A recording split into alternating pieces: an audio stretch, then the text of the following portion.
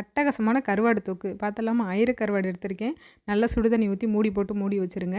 இப்போ சட்டியை காய வச்சு கொஞ்சம் எண்ணெய் சேர்த்து எண்ணெய் நல்லா காஞ்சோன்னா கடுகு, 10 பல் பூண்டு, கருவேப்பிலை, ஒரு பச்சை மிளகா, கட் பண்ணி வச்சுருக்க 2 பெரிய வெங்காயம் சேர்த்து வெங்காயம் நல்லா வதங்கட்டும்.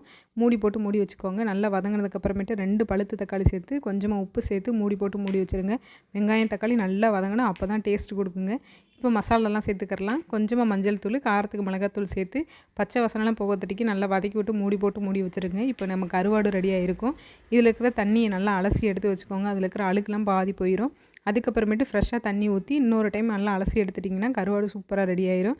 இப்போ தொக்கில் வந்துட்டு நல்லா பச்சை வாசனைலாம் போய் ரெடி ஆயிடுச்சு. இப்போ கொஞ்சமாக மட்டும் தண்ணி சேர்த்துக்கோங்க. நிறையா சேர்த்துறாதீங்க. முங்குற அளவுக்கு மட்டும் தண்ணி சேர்த்து நல்லா கிண்டி விட்டுட்டு மூடி போட்டு மூடிட்டிங்க அப்படின்னா நல்லா கொதிக்க ஆரம்பிச்சிடும். இப்போ நம்ம க்ளீன் பண்ணி வச்சுருக்க கருவாடு சேர்த்து 2 பெரட்டு தாங்க, இங்கிட்டு அங்கிட்டு, அவ்வளோதான்.